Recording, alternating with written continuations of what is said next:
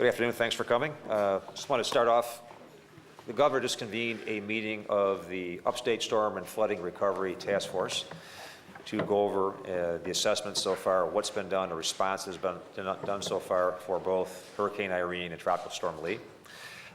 I would say that it is unprecedented, this state's response to these disasters, led by the governor with his boots on the ground, along with all the commissioners and the task force around the table.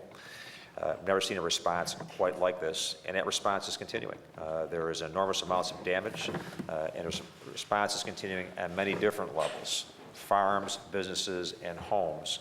And it's really a testament to the governor and his task force, the work that they have done so far to date. And today's meeting was just an overview and assessment in terms of what's taken place and what the job is lying ahead in terms of some of the challenges. So with that, we're going to hear from two of the co-chairs.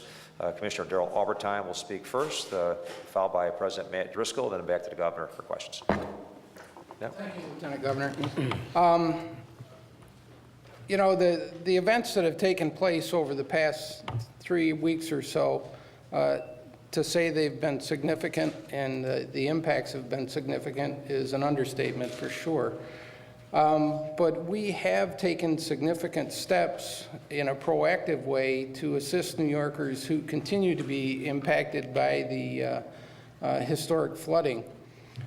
We have launched a new program today with dual benefits. It's called New York Works Neighborhood Rebuilding Corps, and it's being funded with a $16 million grant from the Federal Department of Labor. And today we're announcing a $5 million distribution of that. Roughly, we're trying to put together a program that would generate up to 800 jobs, paying about $15 an hour in communities for restoration and rebuilding using people from those communities. A very significant piece of the program, building on the governor's initiative of the Labor for Your Neighbor program from the Labor Day initiative. Also, we have many people in the flood, and for anyone who's been out there and seen the devastation firsthand, it really is unbelievable on a lot of different levels. But a lot of the loss in the flood for businesses and private individuals, as homes and businesses were swept, documents were swept away as well. And the governor has asked that we waive replacement fees to allow New Yorkers to quickly replace these documents. Among the documents that can now be replaced free of charge to flood victims include DMV documents, vehicle registrations, driver's licenses, titles, and so forth. Also included are professionally administered licenses through the Department of State, as well as birth and marriage certificates. Thirdly, the governor announced that the state is granting a penalty-free extension for school taxes to those school districts applying for that extension. Again, a significant benefit to anyone at this time of year paying their school taxes and caught up in all the events that are with the flood. And lastly, for me, it's the transportation piece, and really having, again, seen firsthand, you know, the devastation and disruption that was created by the floods. It caused obstruction to nearly 1/3 of the state's total highway system, resulting in closure of nearly 400 road segments and bridges. And as of today, all but 8 of those bridges and 15 road segments have been repaired and reopened. That really is a testament to the DOT and the hard work that they've put in. Countless numbers of crews and pieces of equipment used almost round the clock for this past 3 weeks to achieve that. So with that, I'd like to turn it over to President Matt Driscoll. Thanks, Commissioner. I appreciate that. And let me first begin by thanking all the commissioners who are here today and your agencies who have and continue to work very hard on this effort going forward. Fortunately, before even Irene hit, Governor Cuomo, I think as all of you know, was in contact with all levels of government to make sure that New York took the necessary precautions to prepare for this storm. As you've just heard from Commissioner Albertine, and that you know firsthand, the state has been working around the clock to ensure that New York recovers as quickly as possible. In both Irene and Lee's aftermath, the governor has advocated for New Yorkers and ensured that our state gets the support and aid it needs from Washington. But I'd like to emphasize the federal government has been supportive partners throughout this entire process. The aid from FEMA is starting to come in, and it will make a significant difference in our recovery efforts. However, due to the unique nature of the storms and the flooding, today the governor sent a letter to President Obama requesting additional enhanced federal assistance to help with New York's recovery and rebuilding efforts, including housing, insurance, and cleanup initiatives. I'd like to take a moment and walk through those for you. First, the governor has asked that HUD waive certain requirements to allow victims to move into foreclosed homes in the case that theirs are inhabitable. Next, both homeowners and farmers have found themselves locked out of flood insurance, and the governor is requesting that they be retroactively issued flood policies. Next, in an effort to increase emergency housing for flood victims, Governor Cuomo has asked the IRS to temporarily suspend requirements for state-supported housing to allow owners and managers to rent properties to flood victims who may not otherwise meet strict income and age restrictions. The state has already identified over 400 vacant residences and buildings that are located within or next to emergency regions, which are immediately available. Next, the governor has requested a waiver to expand eligibility for flood insurance to victims, since many of them did not have sufficient coverage. He has also requested that the Small Business Administration streamline its application requirements and expedite the processing of critical loans for New York businesses. In addition, the governor has asked FEMA to waive certain requirements for property acquisitions in order to include more New Yorkers who were affected by the floods. The governor has also requested financial aid from the Natural Resources Conservation Service that would provide funds to clear debris-clogged channels, unstable stream banks, and address threats to water control and other public infrastructure. Finally, Governor Cuomo has requested that FEMA remove its restrictions on reimbursement for debris removal, which is waived if permits would allow debris to be cleared as possible and mitigate some of the flood damage that has occurred and could occur in the future. As we all know and have witnessed firsthand, this has been an unprecedented response and recovery effort by the governor.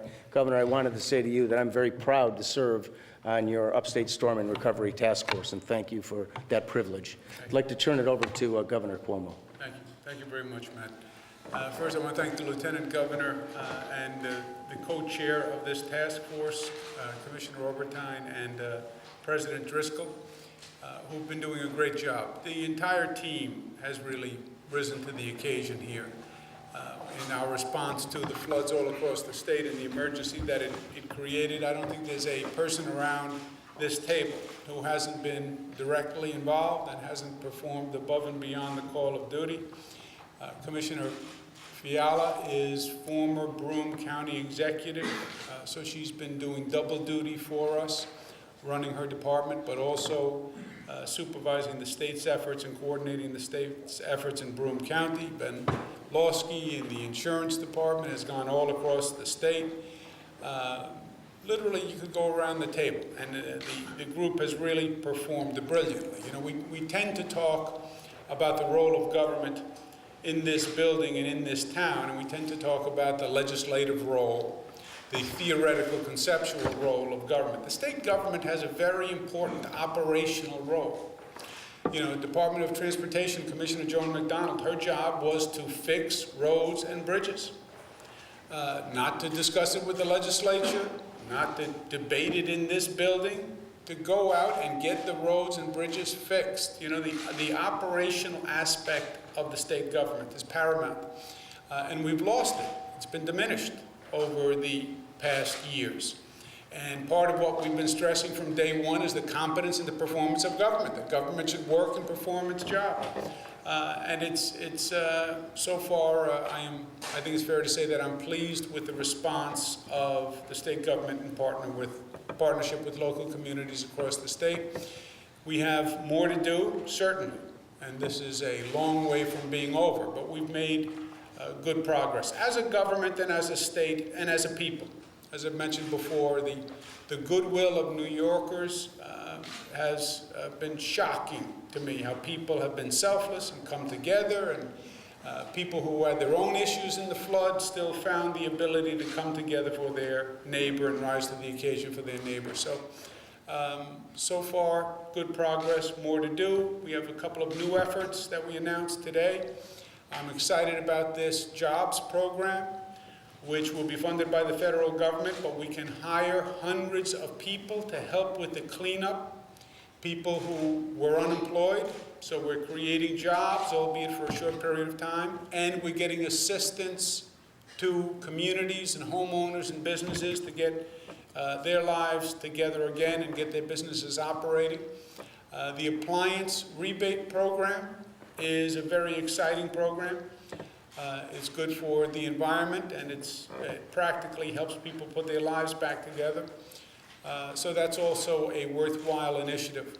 We're also, as you heard from Mr. Driscoll, sending a letter to President Obama addressing the federal response. The federal government has been exceptionally energetic and helpful. The president himself did a declaration of disaster and emergency when we asked. They were very expeditious. We had an expeditious response from the senior officials in the federal government. Secretary Napolitano came up, Director Fugate, the FEMA director has been here, Lynn Canton from FEMA. They've been very present and very helpful. What you'll see in the letter is that the situation in New York, I believe, is unique.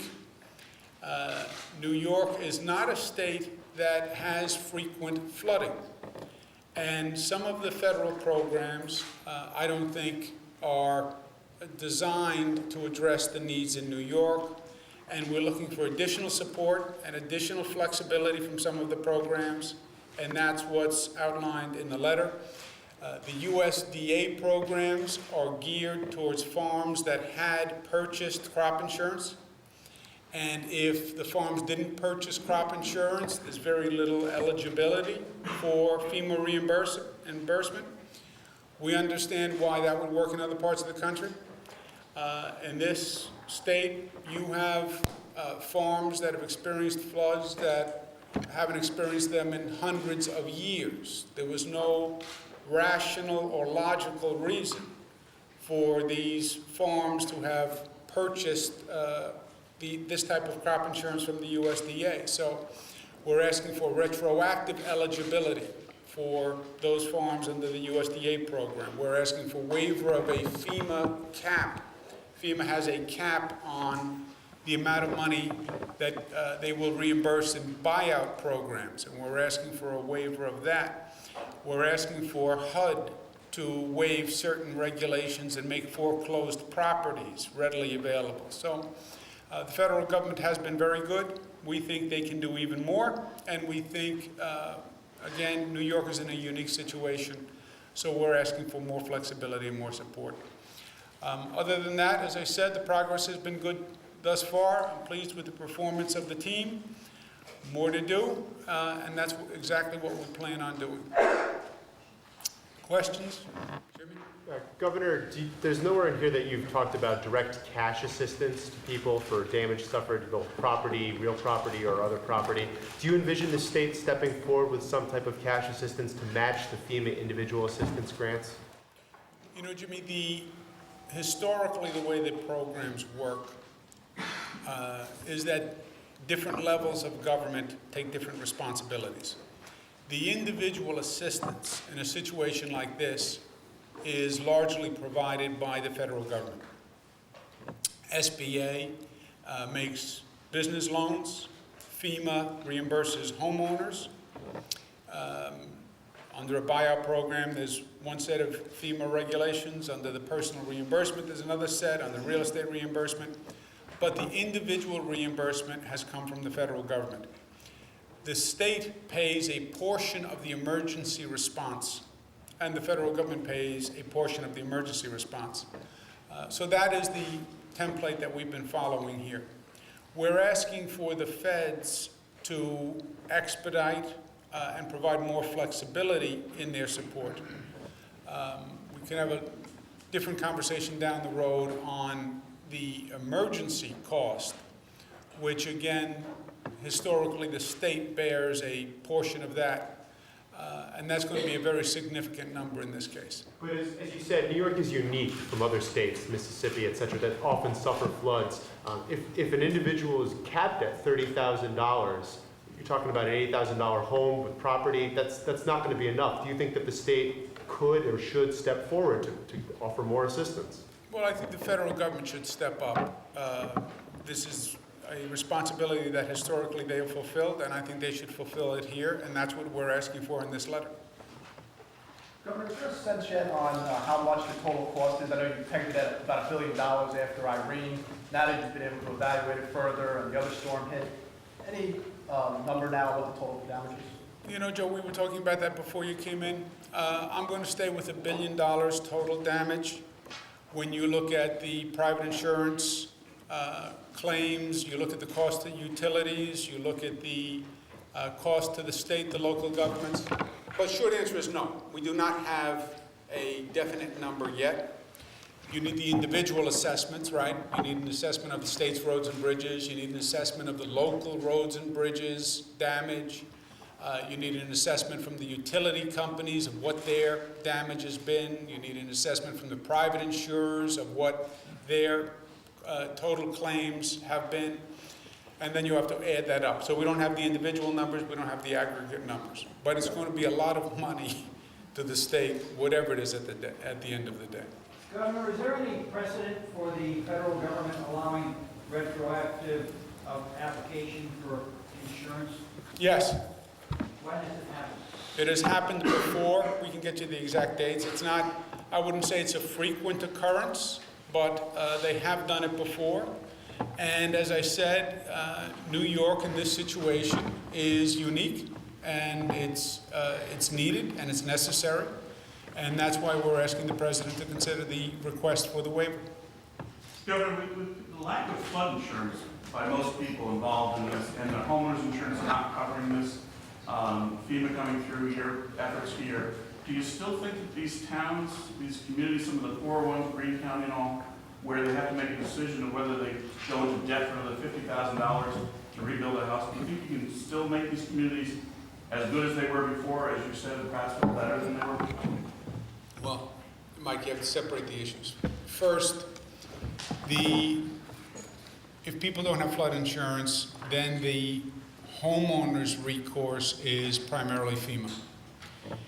FEMA runs different programs. One of the programs is a buyout program. I think this is what you're getting at. You can have some people who decide they don't want to rebuild. I know I've had conversations with people who have said, you know, this is the second, third, fourth time my home is flooded. The home is located in a floodplain. They don't want to rebuild. They want to participate in a buyout program. We're also asking for FEMA to increase the level of money in a buyout program. But homeowners or groups of homeowners may make a decision that they don't want to rebuild. They're in a floodplain. The flooding has been at a frequency that they don't want to live with anymore, and they move out. That may be a totally intelligent, reasonable, correct decision for those people. And I would consider that, you know, for the better. If they say, you know, I'm done, I don't want to go through this, I want to move to higher ground, so to speak, then that's their decision. Do those homes then get leveled, or does FEMA come in and fix them and sell them? No, under the buyout program, the way it works is the federal government is reimbursing for the cost of that house because that house shouldn't have been there in the first place because it's a floodplain. So the condition is that house is purchased effectively by the federal government, and you can't rebuild on that location. It just becomes part of the floodplain, and that's the governmental purpose for the acquisition. So you're confident the communities can come back even if that happens to some degree? Come back better than they were before? Oh, yeah. Look, if people decide they don't want to move back, that's their decision. And if they think they can have a better life for themselves and their family somewhere else, that's their decision. Governor, building up on what Mike said, do you worry that there could be entire pieces of communities where people don't necessarily get the full buyout but decide to move, and those homes then become vacant and eyesores and fall apart? I'm not worried about that, no. I worry about everything. Let me take that. Is that a significant worry or reason? Do I have any reason to worry about that? No. I worry about things that I have no reason to worry about also, but not in that occasion. Not on that occasion. What about streamlining the process for reconstruction? We are doing that. We have been doing that. Commissioner Martens is here, DEC. They've been very helpful in relaxing on an emergency basis their waiver and permitting process. So whenever we can, we do that. DOT has been extraordinary on some of their road repair projects. If you look at the numbers overall on how many roads they have repaired, it really is extraordinary when you see the amount of work they've done in such a short period. I know there are road projects, Route 73 in the North Country, which is a main access point to part of the Adirondacks, which the original estimate was that it would take months of time, wound up taking days instead of months. So everything that can be done to expedite the projects is being done. Betty? Governor, I'd like to ask you about the historic sites, and in particular one which is up in Amsterdam, where the land is owned by the Canal Corporation, the building is owned by the state, and the artifacts are owned by a museum, a private museum. And this is a building where a quarter of it was just washed away, and they have lost over 25,000 artifacts that just went down the Mohawk River. Wow. Now, I understand that they were given a $300,000 grant from OGS, from the OGS emergency funds. This is what I got from Parks and Rec, to stabilize the building.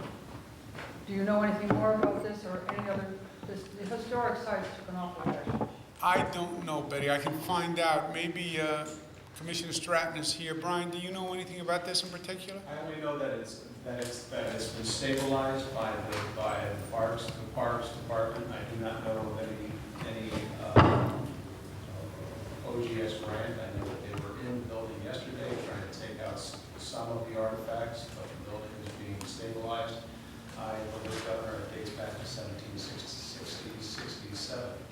First time that it's that the water level has reached so high that it's actually washed away part of the building. Commissioner Towns pleaded guilty to a drunk driving charge today. I wonder if you had any reaction to that, and do you plan on any disciplinary action that you will take against him? You know, Glenn, I haven't looked at the specifics of the disposition. I will after this. Do you think you will take any disciplinary I action? want to look at what the disposition is and what the relation is to what he does in his state service, but I'm not aware of what the specifics are. I know the issue. I haven't looked at the disposition. I will after this meeting. Governor, what do you think of the president's deficit program that he put forth a couple days ago? Specifically talking about raising taxes on higher earners and millionaires tax we've heard so much about. Yeah, I think the president is going to put out the specifics of the proposal, and I would like to look at the specifics before I look at them. But I think tax policy is a different discussion on the federal level than it is on the state level.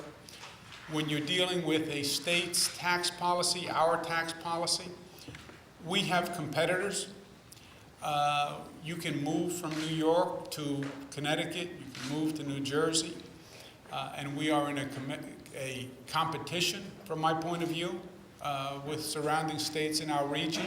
You can move further than that if you want to. But, so tax policy on the state level is one thing. Tax policy on a federal level is different. And we'll await the specifics of his proposal, and then we'll take it from there. Governor, a group of activist groups, transit, environmental, and including the Working Families Party, is bringing back an idea for congestion pricing. I know you haven't probably seen the specifics, but just do you support the concept of congestion pricing for New York City?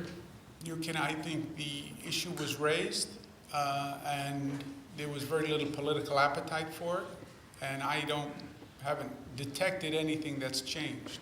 I just wanted to ask you about, getting back to the flood issue. It seems, I was at a few of the town hall meetings that were in the areas that were flooded. It seems that a lot of people have communication issues with not just FEMA, but state officials also. They have problems with figuring out what the proper words are, catastrophe, disaster, and they're just not satisfied with the explanations that they get at these town hall meetings. And also, I wanted to ask you, when you say that you're going to have an extension of school taxes, I wanted to, the school districts say they can't afford people not paying their school taxes. They can't continue to run the buses and everything else that needs to be run.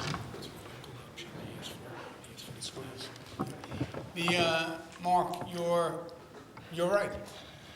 You're right. This is, and I think Mike was trying to get at this in his question.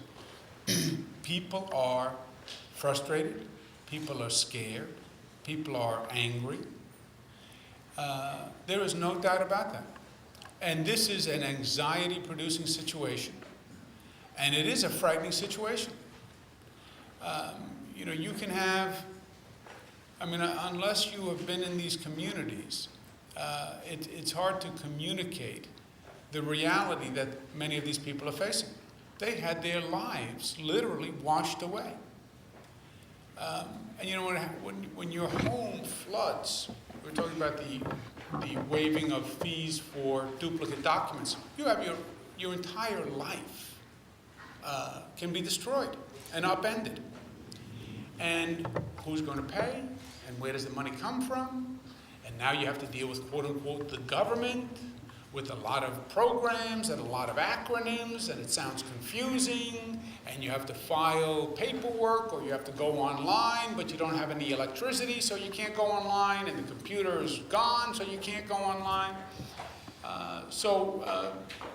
People, frankly, I'm surprised that the level of decorum has been basically, by and large, as high as it has been, given the circumstances that people are in. And we're doing the best that we can in being present and listening and understanding and facilitating. And I think the people around this table have worked very, very hard over the past few weeks at doing just that. We also advocate vis-a-vis the federal government. Again, the federal government runs many of the programs that are responsible for the individual relief. So the homeowners are going to FEMA, the business owners are going to SBA, and we advocate, we facilitate, we're go-betweens for the individual and the federal government, but the feds have their process, right? They're not just going to hand out cash, which is also understandable. Otherwise, one of you guys would do an expose 2 months later, the exact opposite, right?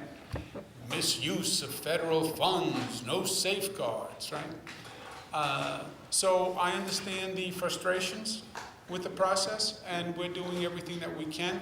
On the school district question, that is a local option. They opt in, they request the relief. I believe that's right, Council, right, Yes. Mylan? Yes, they request. So if they don't want the extension, it's not granted. Well, Governor, to that issue, do you expect to see more local governments and possibly even school districts try to opt out of the tax cap because of the flood damage? And was a situation like this the reason why that opt-out provision in the tax cap was put in there? Nick, it's not an opt-out. This is simpler than we make it and that we communicate. It's a cap. It's whatever the people in that district want it to be. It's called democracy. Governor, the legislative leader said pretty clearly that they... Excuse me one second. Everything okay? Okay. No lawsuits. It's whatever the people in that jurisdiction want it to be. If they want to increase their taxes above the 2%, 4%, 5%, 10%, God bless them. They can do it, they can raise it to whatever they want it to be. That's it. There is no big brother here. It's democracy. It's what people want. Well, you have to get the vote of the people. Yes, because the people pay the taxes. Well, the local officials really don't, they know better than the people in their district. And the local officials don't want to have to go to the people. Too bad. It's called democracy. Well, the school district wants to raise taxes even higher, and they don't want to have to go to the people. They have to. The people run the system. Well, it's 60%. Yes, yes. Which, by the way, is a practical matter. Most districts pass their taxes with more than 60% in the first place. And yes, because for many years, it's been the exact opposite. So we are calibrating up to the 60%. But it's whatever they want it to be. They don't have to call the state. They don't have to go to the legislature. They don't have to call the governor. It's whatever the people want it to be. So, excuse me one second, Dave. Excuse me, Dave, one second. So if they say, if the local officials say, look, we spent all this money on emergencies. We had to repair roads, we had to repair bridges, we had to do all this work. We didn't anticipate any of this work. And it's not being reimbursed by the federal government, and it's not reimbursed by the state government, so it's all out of pocket. And therefore, we want to exceed the cap. If they say that to the people of their district, and that's what they want to say, and that's what they want to do, then God bless them. On the subject of democracy, the legislative leaders are saying they are favorable toward a constitutional amendment to allow casino gambling, and there are some specifics from Speaker Silver about a casino at Aqueduct Raceway. And then next door in Massachusetts, they're moving toward legalizing casino gambling, including one in western Massachusetts, which would be available very easily to many New Yorkers. What are your reactions to that, and specifically the idea of Aqueduct and New York City, gambling in New York City? Democracy only goes so far, Eric. On the question of gaming, it is an issue that we are looking at. We are studying it closely. It is a complex matter. It has numerous ramifications on a number of levels, and we are working through it, and that's where we are, and we have no firm position and no firm plans on it. I have said this. It's more complicated because at one time the question was gaming or no gaming. And when it was gaming or no gaming, we said no gaming. That's not the question anymore. There will be gaming. There will be gaming in surrounding states. There will be gaming in your state. It will not be a state-regulated matter per se, but gaming will exist. So the question has shifted. Hence, the analysis, I think, has to begin anew, and that's what we're doing. Just as a follow-up, Governor, you seek to dissuade the legislative leaders from moving ahead with a constitutional amendment, which, after all, I believe, doesn't require the governor's approval. At this point, Fred, I'm not encouraging, I'm not dissuading. We're studying, we're reviewing.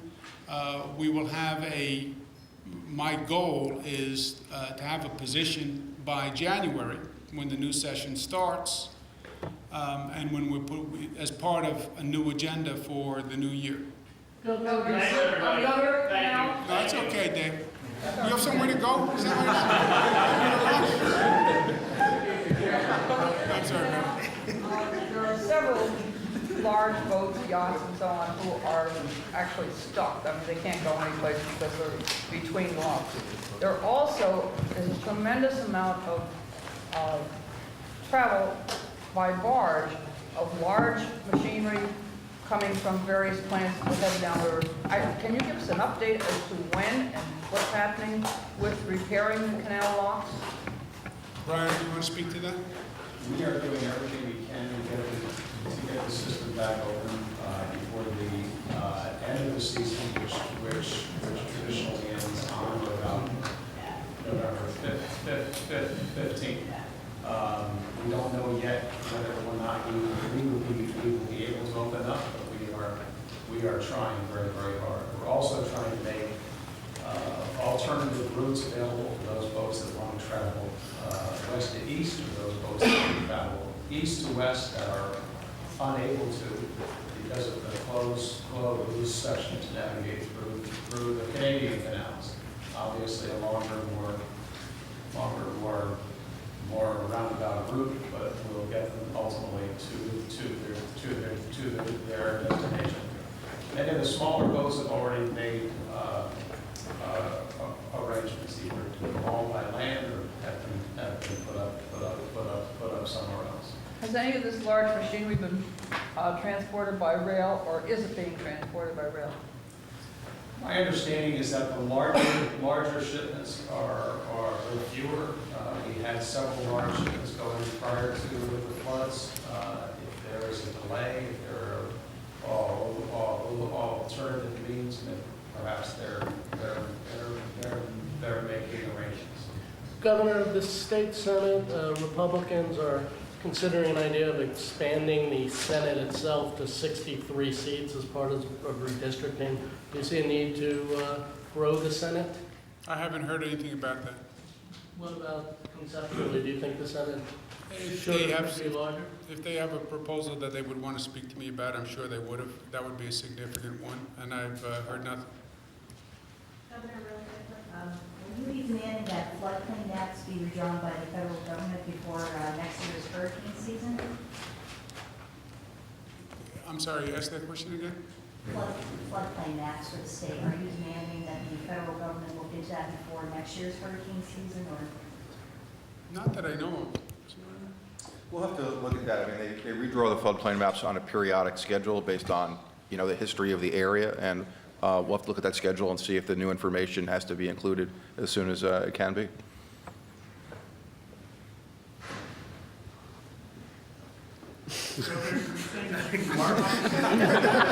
No, we're staying now, Mike. Are you saying then that you are speaking with Senate Republicans on redistricting, and where are those talks? You know my position. there have been no developments or new discussions. What I was saying was I had never heard of this idea or this proposal in any manner, shape, or form. And my position on redistricting is well known, and there have been no further conversations from when they were here last, actually, during the session. Governor, on that, has your staff looked into, can the Senate at this time expand to the 63rd seat? Has anyone researched that? We have had no discussion on the proposal whatsoever. I never heard of it. And in those talks, Governor, with the Senate GOP, are you asking them to come back for health care exchanges if we're approaching another deadline to implement a system? No. We're having discussion on the substantive issue, but we don't have agreement on the issue. So to have them come back to discuss the issue, to me, is pointless until we have an agreement. We don't have an agreement.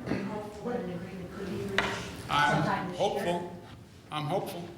What happened? Wasn't there an agreement on that issue? We were told there was a bill ready to go. What's changed? No, there was no agreement, Jimmy. There have been discussions, but as far as I'm aware, there was no agreement.